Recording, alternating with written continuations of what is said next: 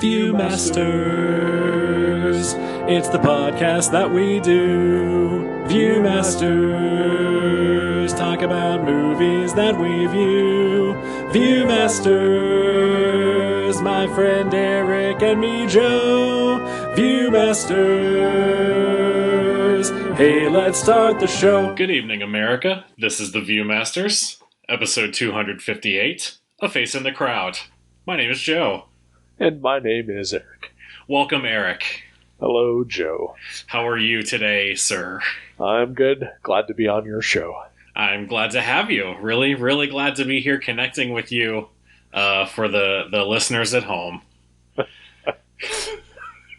You mean the hillbillies, the rednecks, the housefrows, etc., etc.? Etc., etc. Yeehaw!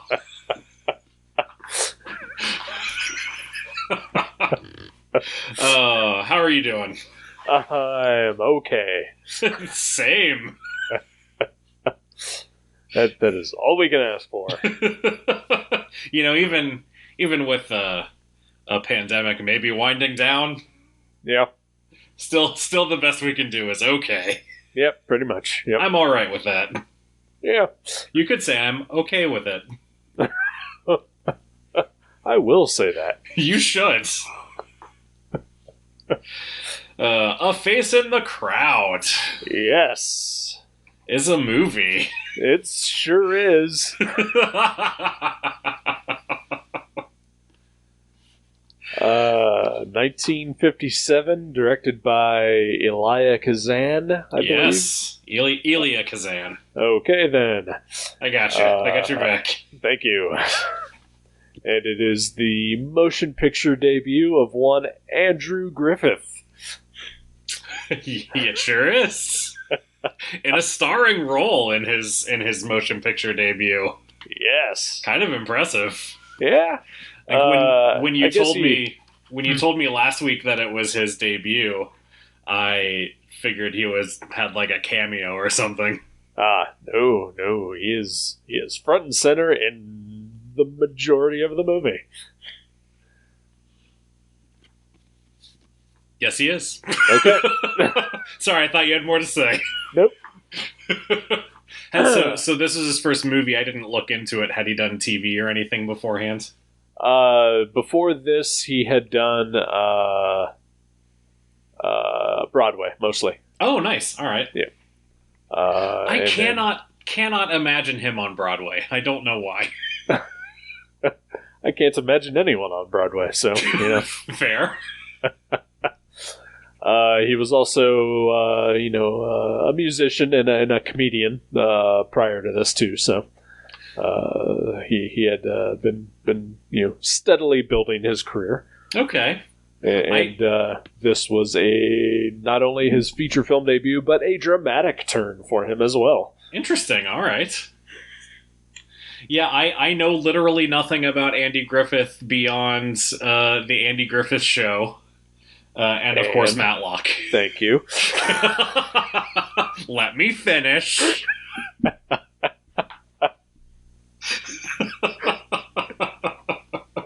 So yeah, with the Andy Griffith Show, Sheriff Andy Taylor, and Matlock in mind, I had a hard time seeing Andy Griffith as a teen idol.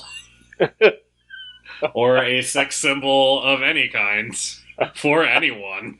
He is unfathomably fuckable in this movie. He really is. Yeah, he's a handsome man. People want him. And I could not see why. He's just got that homespun charm. Sure. That I guess screams, let's do it. I don't know. Yeah, I'm not sure either. It is a inexplicable sexual magnetism to other characters in this movie. Not sure how the home audience is supposed to react. It was a different time. Okay, sure, that's fair. 1957. I mean, he is only 30 years old at the time when this movie is made. So, all right. He's young.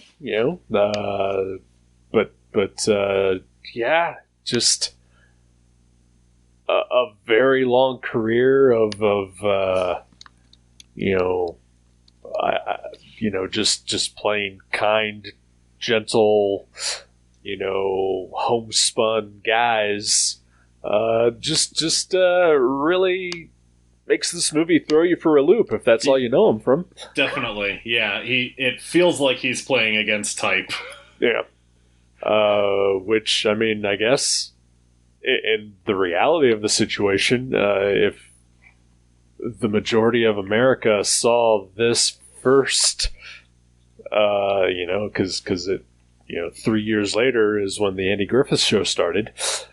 I mean, that's playing against type, apparently. That's true. That's weird.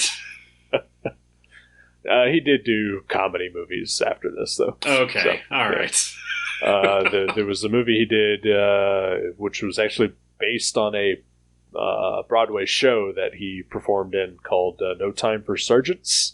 Okay. Which was kind of a wartime comedy, which I guess they loosely based Gomer Pyle on. Oh, wow, okay. Which itself was a spin-off of the Andy Griffith Show. I was going to say, that's interesting. Yeah. But that when he did the movie, that's where he met Don Knotts, and they became lifelong friends. That's awesome. Yeah. I had something I was going to say, and it has completely escaped me. No, I'm sorry. Happens to me 90% of all the time.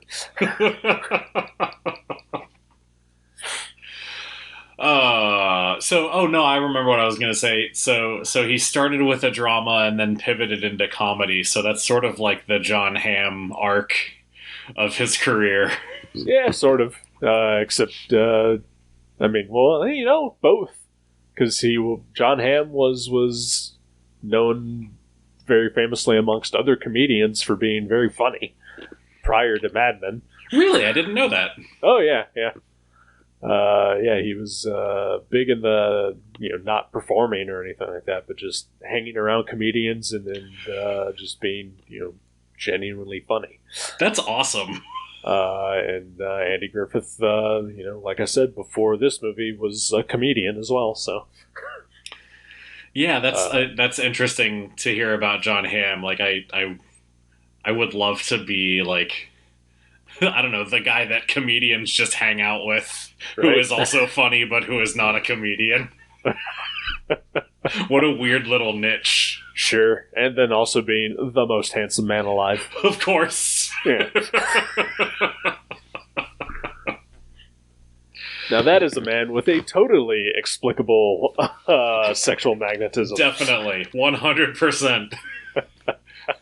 I look at John Hamm and I get it.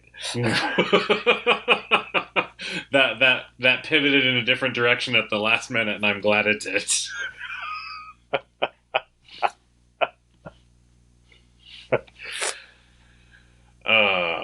This movie feels like it has I see the DNA of other movies, or I see this movie in the DNA of other movies, I guess. Sure. Or it just feels like the kind of thing that probably influenced a lot of people that followed it.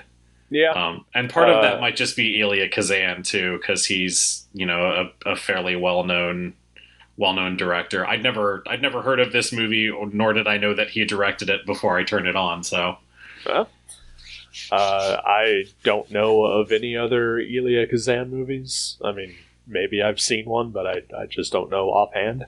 You may be familiar with On the Waterfront. I've heard of it. Yeah. That's probably his most famous movie, if I recall correctly. Okay. And then he was blacklisted, so he I think he might have been a character in Trumbo. All right.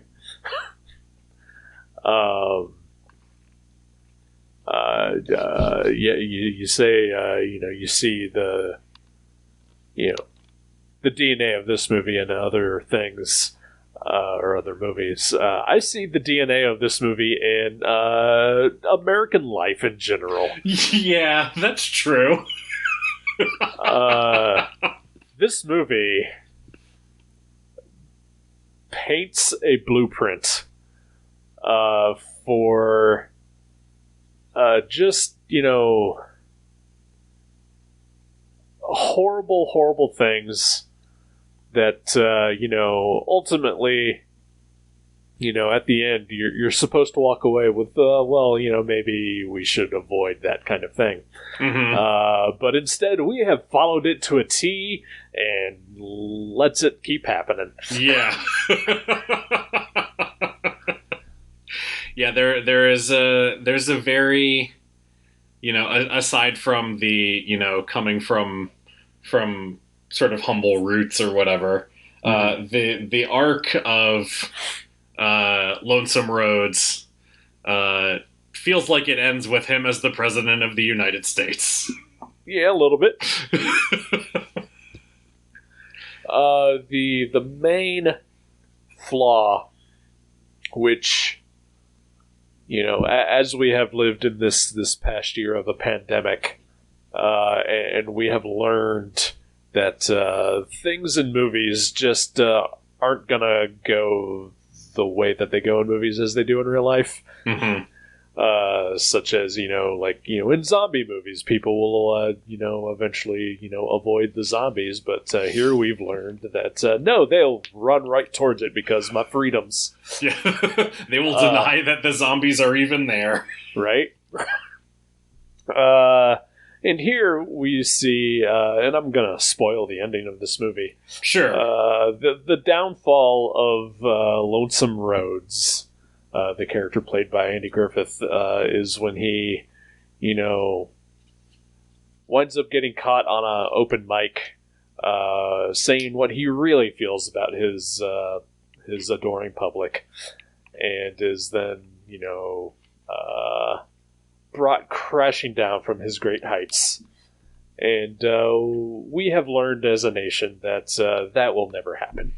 Yeah. You can say whatever the fuck you want and just be more adored for it. Again, I would say it was a different time. Sure. There was a time when a gaffe would have a negative impact. Yeah. I think of Howard Dean's "yeah" frequently. It's not even. That is such a. Oh man. I know. That's not even a bad thing. Yep. But yeah, we as a society, or at least for the last several years, seem to have moved beyond. We are a gaffless society at this point.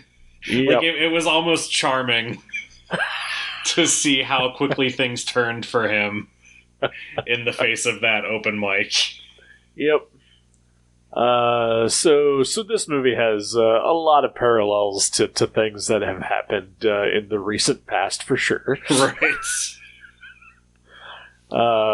Making it surprisingly relevant for a 60-plus-year-old movie. As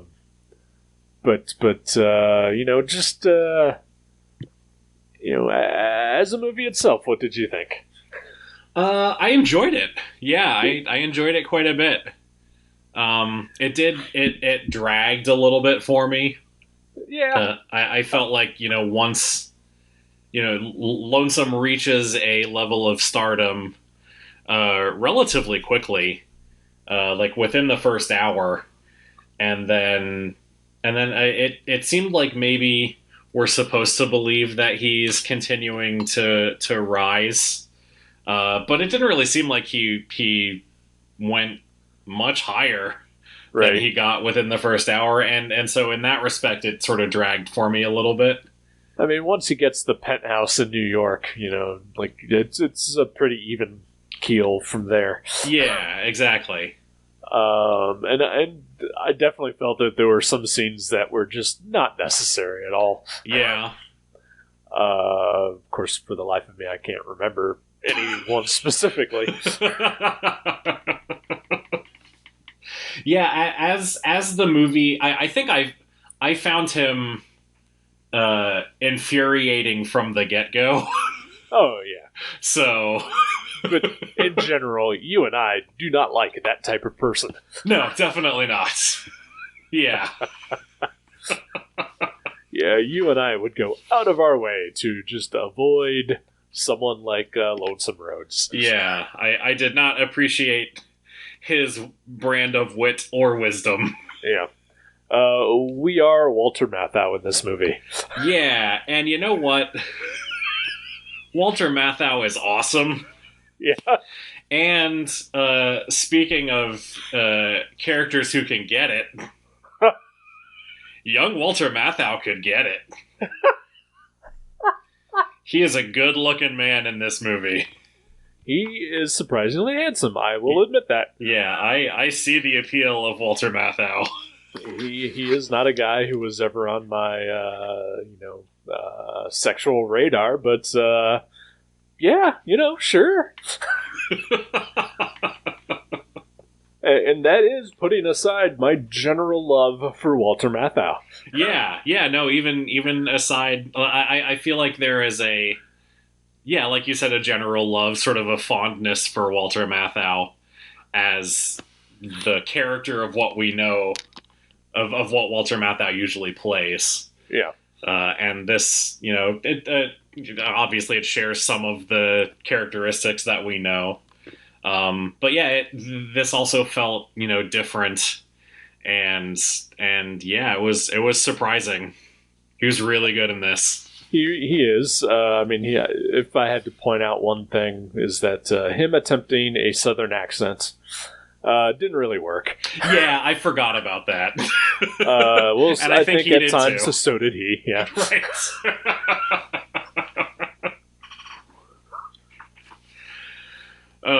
Yeah. So yeah, well, and just the way his hair was disheveled. Yeah. The glasses he was wearing. Yeah, he reminded me of like a Clark Kent almost in this movie. There's even a scene where they just refer to him frequently as mild-mannered. That's true, yeah. But yeah, I definitely prefer that version of his character with the just kind of messy hair, smoking the pipe, slouched, to when he reappears towards the end of the movie with his hair slicked back. Yeah. In Superman mode, basically. Right. He's Henry Cavill at that point. Yeah.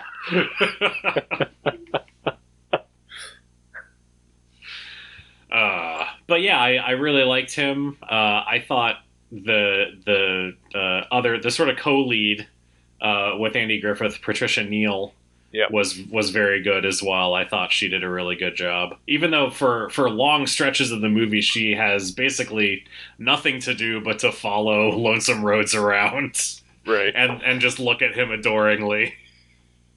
Yeah. Or with I guess more towards the end, slightly growing distrust. Right. I think actually that's at the point where his wife shows up randomly. Yes. Yeah. It is when she takes the turn. But yeah, she is very good. I think I really, really liked this movie. But I think all of it is, every other character in this movie is there to temper the over-the-top cartoonishness of Lonesome Rhodes. Right. Which I think, like, Andy Griffith is going for it. He's going hard. Yeah. Like he is just, to the rafters. And it is great. And as you said earlier, it is also grating. Yeah. And yeah, at times it became a chore to watch him do his thing. But he is just chomping on the scenery. And it's a tour de force, but it is nice to have, your Patricia Neals and your Walter Matthau's there to, bring in a more human performance to say, hey, sometimes we're in the real world. Right. Yeah, I mean, it would not have worked if it was just nonstop Lonesome Roads. Right. I think probably the most, I say difficult scene to watch, but the most frustrating scene to watch was the scene in the Vitajex offices. The first, when he first goes to meet with them. Okay, yeah. And just is suddenly an ad wizard, apparently. Yeah. Considering that we had just seen him come off a performance where he was completely and totally anti-ad. Yeah, it was jarring. Yeah. So the basic plot is that he's this drifter who gets found in a local jail in Arkansas. And this woman is a radio producer, and she puts him on her show. And he's a hit. And they basically hire him to be like a full-time, just, I guess, countrified singing version of Rush Limbaugh. I guess, yeah. Just do your thing on the radio for an hour. Yeah. Whatever that is. This eventually propels him to TV in Memphis, and then, finally a gig in New York, national. But when he's on TV in Memphis, he, has to do ad copy, and he just makes fun of the company he's doing the ad for, and goes on this huge rant about not wanting to sell his dignity. And in a very relevant scene, basically convinces crowds of people to go and buy these mattresses that he's trying to, being told to sell, and then burning them in front of the store. Right. And then almost immediately from there, it's the New York scene, and he is just a fucking huckster. Yeah. Swallowing pills, ordering spittoons, and chasing around women. Well, I think he... Yeah, I don't know what... There's no real explanation given for the turn that he takes there. Why he's suddenly... Maybe Vitajex is a product that he actually likes. I mean, who knows? Yeah. He can't get enough of that 17% inert matter or whatever is in it. Thank you for bringing up the Vitajex thing anyway, because you just reminded me of one of the scenes that I felt was completely unnecessary to the movie. Was it the montage? Yes. Yeah, the montage was when I feel like the movie turned a corner. What is happening here? Why is this happening? Am I hallucinating? It was baffling. And it made the final cut too, so. Yeah, I mean Hollywood's crazy. Yeah. People can't get enough of horny ads for vitamins. They were so horny. They were, yeah. I mean, Lonesome Rhodes comes in and turns Vitajex into basically a sex pill. Right. It's so weird.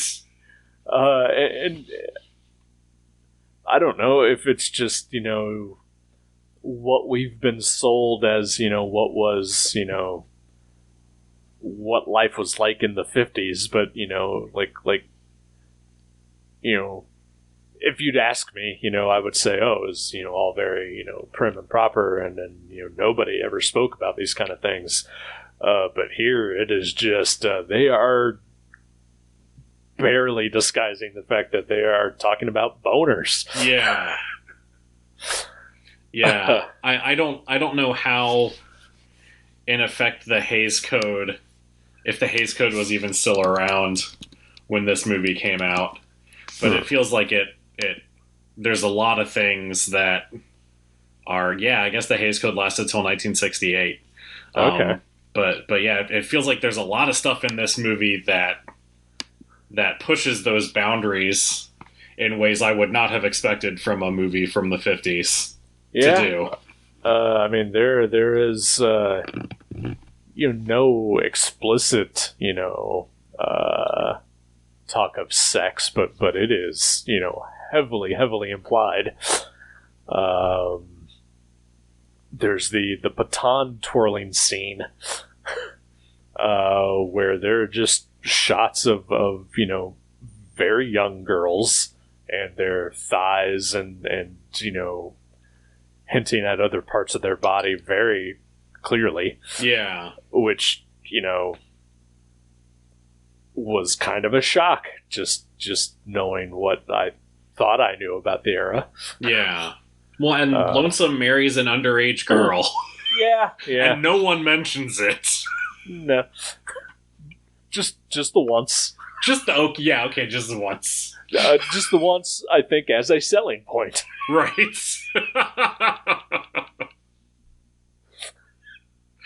Oh, man. Dudes are the worst. Yeah.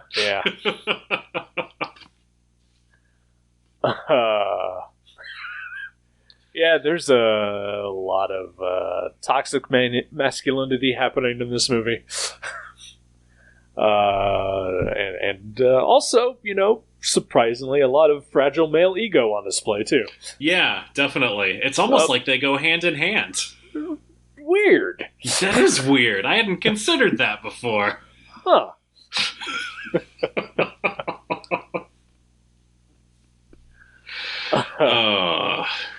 Yeah. But, at the same time, though, Patricia Neal's character, has some agency, but not a ton. Yeah, it almost seems like she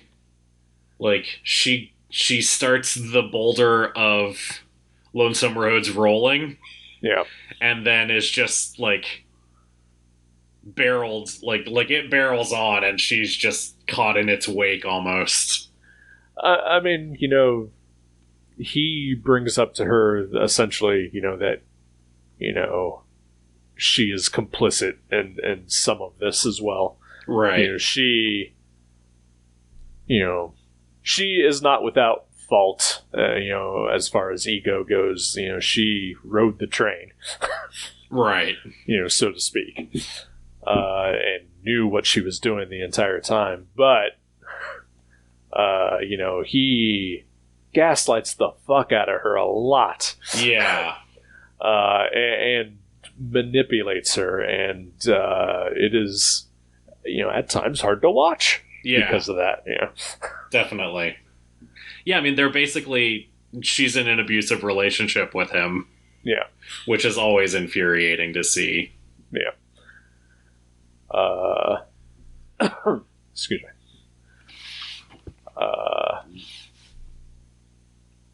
I don't know where I was going. All right. So at the end of the movie, I have to imagine that there's a version of this script, at least, where he jumps. I I kept expecting it. Yeah, I almost thought that that Patricia Neal's character was going to murder him. Like when he comes over to her place after finding his 17-year-old bride with his manager or whatever. Yeah. And like he just makes himself at home on her bed. Yep. And then like he's sort of dozing, and she's realizing, I mean, she's already realized how terrible he is. But it seems like it's dawning on her more and more there. I thought for sure she was just going to take a pillow and try and smother him. I honestly thought that she was going to just sleep with him right then and there. Yeah. And just be the doormat. Yeah, I was really glad that she didn't. Yeah, me too. But I mean, it sets the path for her to, essentially have a nervous breakdown and decide to expose him for what he is. Yeah. Which then has Walter Matthau coming back and not saving the day, but saving her of sorts. Right. Yeah. But also, him doing that also feels a bit, self-centered in that moment too, because he is, he has written a book, which is to expose Lonesome Rhodes for the fraud and huckster that he is. And she's kind of taken that away from him in the final moments. Well, he says that she's written the ending of his book. Yep. I actually really liked that. I did too. But yeah, I can see his. I mean, it would be. It's almost like what she did would be like a teaser for his book. Like, oh, you think that's bad? Wait till you see all this other stuff. So yeah, I don't know if she took that away from him or if she ultimately helped him. I mean, it's symbiotic. It's true. Symbiotic? You're the expert, you tell me. Symbiotic, I believe is how it's pronounced.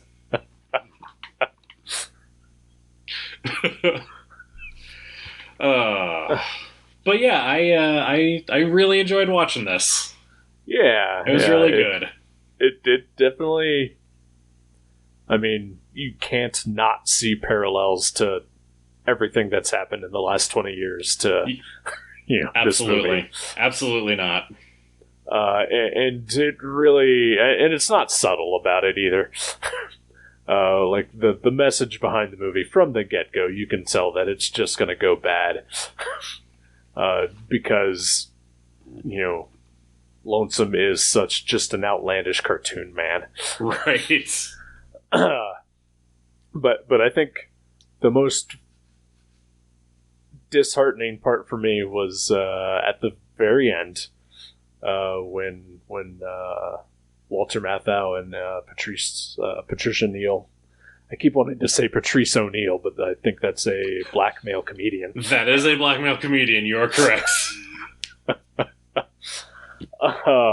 Patricia Neal and Walter Matthau go to confront Lonesome when he's having a massive breakdown, right? After being exposed, not knowing that he's been exposed either. And as they're leaving, Walter Matthau turns around and tells Lonesome to his face, this is exactly what's going to happen to you. And it's basically, people will forgive you. You will become a celebrity again. Right. Well, and also that people will forget him. That too, yeah. Yeah, I think that's, that's definitely part of it. But yeah, you're absolutely right. When when Lonesome is talking about, like, well, this is how I can spin this, and this is how I'm going to get back in everyone's favor.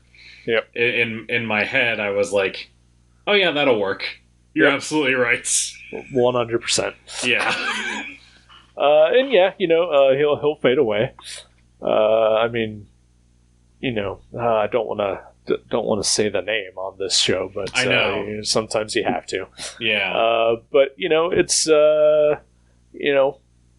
sometimes I forget Trump was president. Yeah. We have that luxury for sure. Yeah, I mean, just that it's fleeting, and I get reminded, far too often that no, yeah, he was there and he's still around. But momentarily, I'm like, oh yeah, Yeah. Every now and then, he'll release one of his nonsense statements, yep, and I'll see it on Twitter and be like, "Oh yeah, that guy. yeah. Fuck that guy."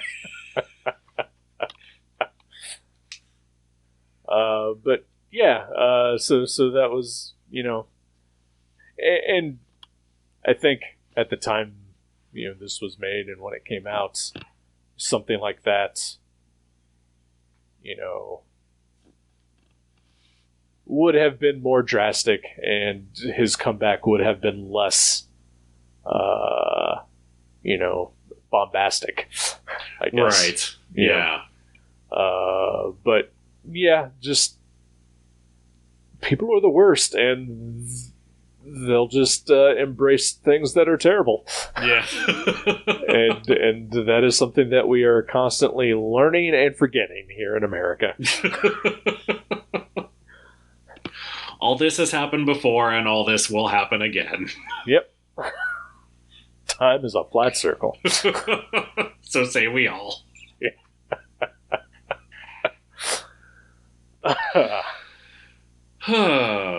Yeah, my dad really liked this movie. He recommended it to me, almost 10 years ago.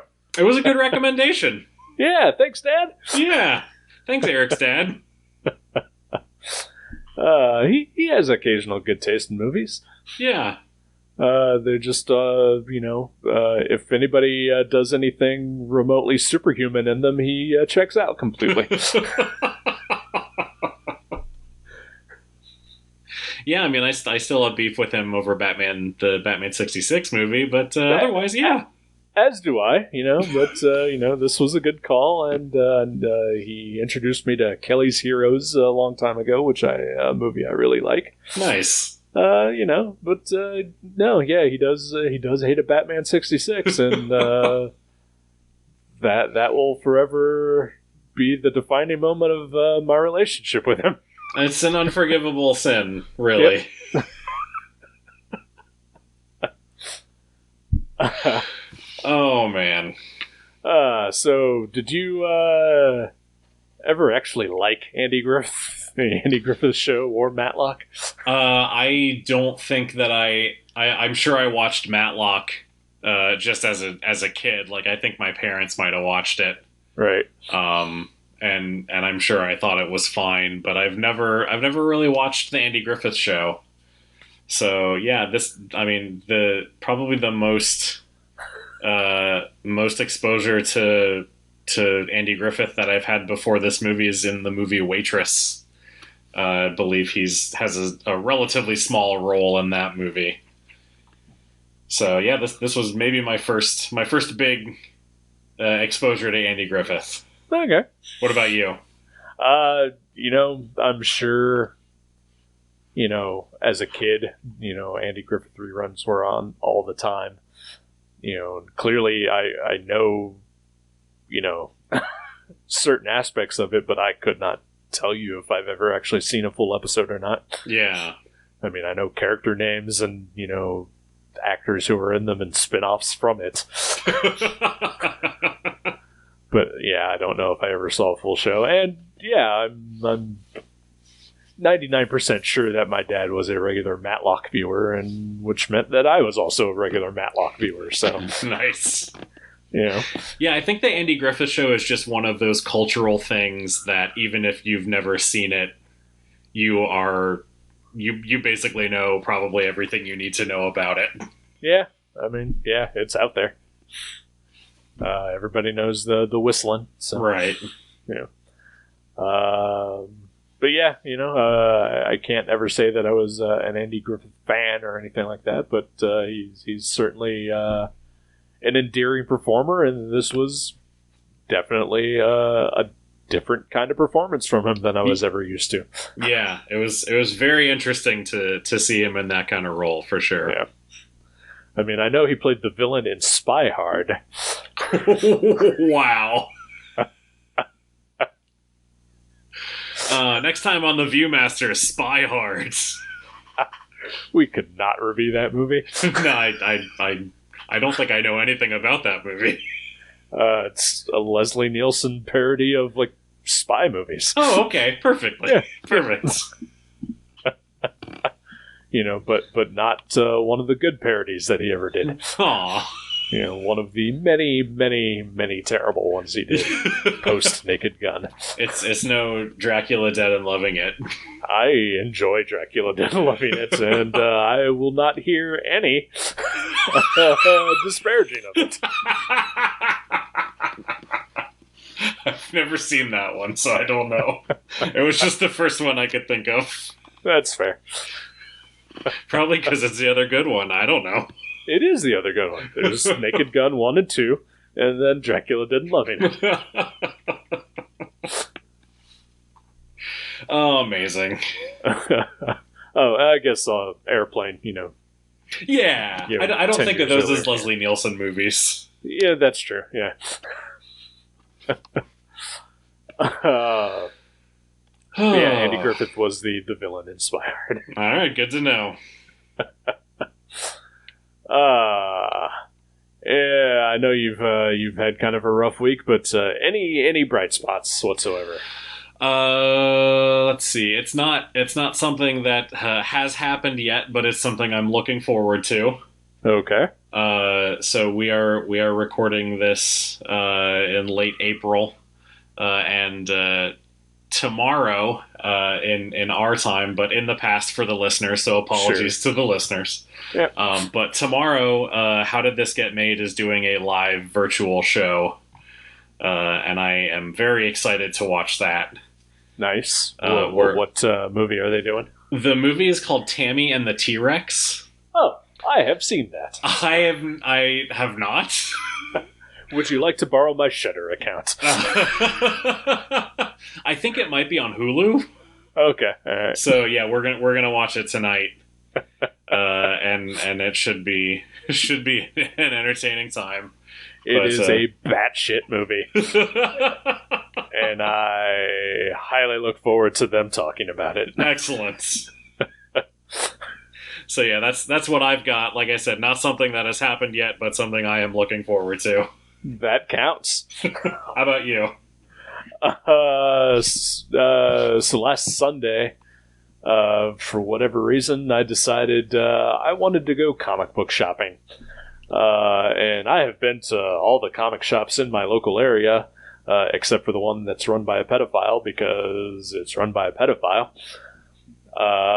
So I decided, I have not been to Cincinnati in 2.5 years. Ooh. I used to work down there and occasionally would hit the comic shops down there when I would get off work or whatnot. And I have not done that since I got fired. And decided to, you know what? I'm going. Nice. And I have been on the hunt for a couple of back issues that almost got to the point where I was just believing that they never existed. And the first shop that I went to, I found the one that I've been looking for. Nice. Which is Astro City number 47. The cute dog one. The cute corgi one. Yay. Yeah. That's awesome. It is part one of a two-parter, and I read the issue. It was drawn by Mike Norton, not the usual Brent Anderson. Yeah. And it ends with a cliffhanger, and it's heartbreaking. Oh, no! But yeah, found it. It was roughly cover price, and I am okay with that. That's great. Considering that it has not been available on any of the major online comic retailers or eBay. That's excellent. Congratulations on finishing that run. Thank you. Now I can relax. Wow, that's all it took? I wish I'd known. I would have looked for it harder. Oh no, I'll still have anxiety till the day I die. Yay! Probably from anxiety. Hooray! I would also like to kind of recommend a podcast. Okay. I know I shouldn't, recommend better podcasts than us, but it's fine. I actually recommended this once. It was about a year ago. I listened to an episode of a show called Blank Check. Yes, yeah. They had Paul Scheer and Jason Mantzoukas of How Did This Get Made fame discussing a movie called Used Cars. I have decided to go back and listen to their early shows and discovered that their entire first year was devoted entirely to the one movie, The Phantom Menace. Oh my god. I did not listen to any of those. Aww. But I did start with them talking about the original Star Wars movies. And then that led into a batch of episodes where they basically formed the crux of what their show is, which is talking about creators in Hollywood who, maybe have one big hit, and then that gives them, the proverbial blank check to do whatever they want afterwards. Right. And their very first go at it is M. Night Shyamalan. Oh, that's awesome. So I have spent the last week listening to them talk about every M. Night Shyamalan movie up to The Visit, which is at the time, that was his latest movie. Nice. And realized that I have not seen an M. Night Shyamalan movie since Signs, which I liked Signs. But The Village looked terrible. I did eventually see The Happening on TV, and it is fucking awful. But I've just avoided every other movie that he's made since, and it was just real interesting to hear them talk about it and dissect his work, and at times even defend the bad ones. That's awesome. Yeah. Actually, I really like The Village. I know it's not a good movie, but it just does something for me that I really enjoy. They walked away from it, saying it's actually pretty good, and people should give it a chance. Nice. Other than Adrian Brody. Yeah, he's a little questionable in that movie. But yeah, I'm now up to the point where they're just starting to talk about the Wachowskis. Nice. And so the episode I've listened to today is about Bound. So it means The Matrix is next. That's awesome. But yeah, it's a really interesting podcast. They do have a lot of good insights, and it's been bringing me some enjoyment over the last week. Nice. That's a show that I've meant to listen to, and I have been looking for some new podcasts to get into. I just started listening to the Pod Directive, which is Paula Tompkins and Tawny Newsom's Star Trek podcast. Yeah. And that's pretty entertaining. I like both of them, but and I like Star Trek to a point, but I cannot bring myself to listen to that show. It is definitely a next level of Star Trek nerdery that I am not used to. But I'm enjoying it so far. Well, that's good. I've also started listening to Add to Cart, which is Kulop Vilaysack and Suchin Pak's. Basically a shopping podcast. All right. But I felt like I needed to start listening to more podcasts with women on them. Okay. So that was part of why I started listening to that. And they're also both genuinely pretty entertaining. So well, that's good. Because most women aren't. That's true. Yeah, most women are not funny at all. Everyone knows this. That was sarcasm, people. Please do not cancel us on Twitter. Did you hear that, you wokies? Whoa, hey. But yeah, I will add Blank Check to my list. I see that it has episodes going back to 2015, so that's awesome. Those are the Phantom Menace episodes. Yeah, I need a deep library to start digging into. So excellent. Yeah. I had finished my re-listen to of every Dollop episode, and I was like, well, I'm not going to go back and do that again. So yeah, I was looking for something new, and I was like, you know what? I did enjoy that one episode. Let's see what else they got. That's awesome. Yeah. Got a movie pick for next week? I probably do. It's all right if you don't. No, I do. I'll pick one. So let's see. Today is the 22nd.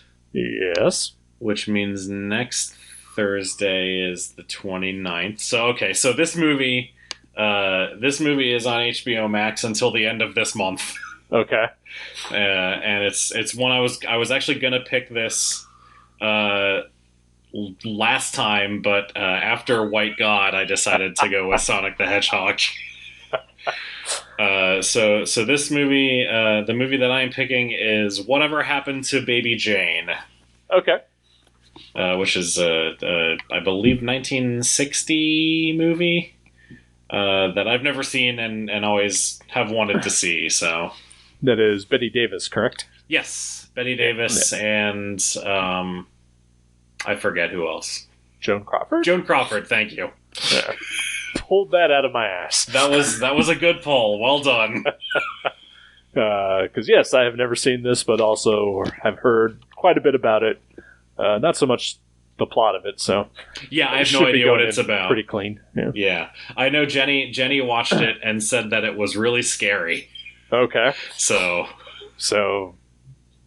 I'll take that for whatever it's Watch it with the lights on, kids. I don't know. Alrighty. So Whatever Happened to Baby Jane next week on The Viewmasters. See you then.